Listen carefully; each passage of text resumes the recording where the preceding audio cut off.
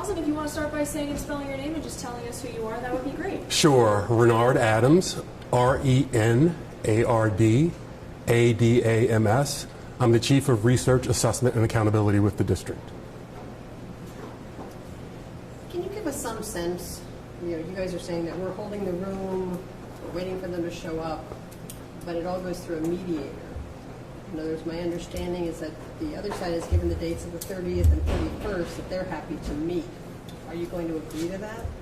We are currently holding the 30th and the 31st as a date for potential mediation, although we would prefer to meet before we got so close to the anticipated strike date. Explain also in terms of preparation for kids. A lot of people think this is like the pandemic, where kids will be given materials to bring home, they can work from home. Can you explain how it's not the same thing, that's not what's going to be going on? Sure. The strike will be very different than what we experienced during the pandemic because we won't have our educators and one of our educators on board and able to support students on a daily basis. What we will have are some limited supports, some limited tutoring opportunities for students who need it the most, and that'll be delivered online. Everyone's talking as if this is a foregone conclusion, that there's going to be a strike. I mean, is that the feeling? That is not my feeling. We need our educators to come back to the table so we can continue to bargain so that we can make an agreement and reach consensus. We are wanting to do everything we can at all costs to not have schools close. So there's still an opportunity for there not to be a strike? Yes, we have between now and November 1st to reach an agreement, and we are prepared right now to use every one of those days to reach an agreement. The president of the Portland Association of Teachers earlier this morning said, this decision was made for our students. We want more one-on-one instruction, more special ed teachers, and then also a cost of living for teachers consistent with the cost of living in Portland, a salary consistent with the cost of living. What do you say to that? What was your final offer? And can you just explain why you think that was a reasonable offer? Sure.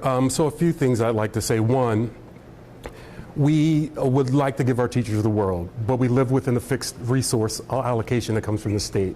And what we're talking about is a fundamental underfunding of the quality education model. Our teachers have received cost of living increases the last 3 years, and our proposal that's on the table would offer them 4.5%. That funding would take our average teacher salary over $87,000 a year. It would, by the end of the contract, ensure that 60% of teachers made $90,000 or more, and that 40% of them made $100,000 or more. We think our offer is fair given the constraints of our resources. I would give our teachers the world if we had unlimited resources, but we don't. We don't have an imagination problem. We have a budget problem. We have a math problem. We are not sitting on $100 million. We are spending that money down this year to balance our budget. The union president also said that the administration is top heavy and more money is going to them rather than to the teachers. I mean, what's your response to that? According to the ODE, thank you for the question. According to the ODE data, we spend 90% of our money in schools and 5% of our money in central administration. There simply isn't enough money in central administration to bridge the over $220 million gap between our proposal and the PAT proposal. Have you heard from parents at all? Are they concerned that this could happen? We have certainly heard from parents, and we've heard from some students. We've heard from parents that are rightfully, I believe, are expressing a desire for us to meet all of PAT demands, and we're hearing from parents that are saying we don't want to bankrupt the district. We don't want to sacrifice future student services at the cost of all the PAT proposals. And if this strike happens, it would be the first one in PPS history, correct? That is my understanding, yes. So that's significant. Very significant. How long have you been here for? I've been here for 2 years this month. Okay. And today's my birthday. This is a lot for you, early on in your time here.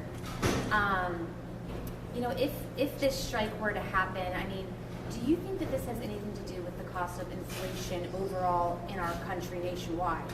Well, I think that's a big factor, right? We've also, as a district, suffered from inflation. Our revenue has gone up from the state at a clip of 9%. Inflation has been at 18% over the course of the last several years. So we understand that too, and we're also dealing with higher transportation costs, higher gas costs. We're competing with people like Amazon and UPS for drivers. It's put a strain on everyone. If there's a message you want to convey to teachers right now, what would it be? I would say I was a special educator, and I understand and know that the work you do each and every day is hard, and I value that. We need you at the table. We don't want to close schools and harm our students further.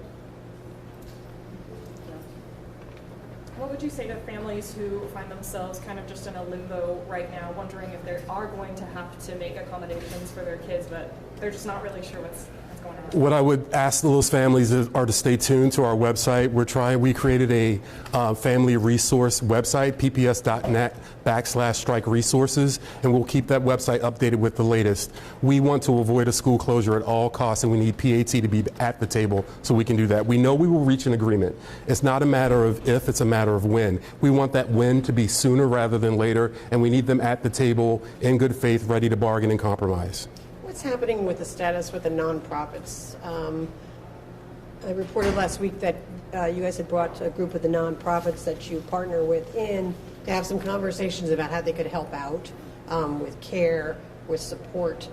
What's the status with that right now? So those conversations are still ongoing. We have some community partners and other partners who have their own spaces so they could welcome students into those spaces. And we have other community partners who don't have their own spaces and instead would have to be inside of our schools, but unfortunately our schools will be closed. So we are still having those conversations to figure out exactly what our community partners might be able to offer to students and families during this time. A lot of them said yes, but they want the dollars to pay for transportation, to pay for the staff that they would need.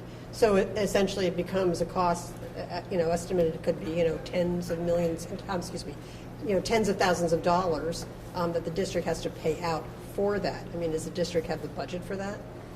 Currently, it's not in our budget to do that, but we'll find a way. And when's the next day of bargaining? That hasn't been scheduled yet. We would like to schedule it as soon as possible. Are you having a hard time getting to the table or deciding on a date? We have to also work within the mediator's availability, so we're waiting to hear when the mediator may be available, and right now we're at least holding the 30th and the 31st. I mean, that's one day before the strike could happen. Is that enough time? Understood. We would like to meet earlier if we could, and we're working on that. Trust me, as soon as we have another date, you'll be among the first to know. And if the strike does happen, that could be an undetermined amount of time that students would be out of school, is that correct? That is correct. But we'll be working around the clock and willing to be at the table to avoid that, and if a strike were to happen, to bring it to a close as quickly as possible. You just mentioned some salaries. Does that include the benefits, such as health care, retirement? The salary amounts I quoted do not include the benefit package. The benefit package, so the actual cost to the district is higher than that. Do you want to talk about the benefit package? What is that? We haven't been bargaining over benefits, so teachers have a healthy benefit package, and that will remain. That hasn't been a subject of bargaining. Can you share with us today, right now, what that benefit package is? I don't know it well enough because I'm not the chief of HR. I'm sorry about that. I don't have that. Well, you must put all those numbers together. Look at what the actual cost to have teachers in the classroom is. Is there a number that represents the... Sure. When we typically, for the current year, are budgeting, on average for an FTE, we budget about $133,000. For a full-time... For a full-time teacher, yes. That includes the benefits and the... Yes. Retirement and health care. Mm-hmm. And that's the average for every teacher, or is that the high level? That's the average that we budget for. So somebody, when you mentioned 100,000, that could be more than the 133,000 you just mentioned? Possibly. Anyone else? Thank you all. I really appreciate you. Thank you so much.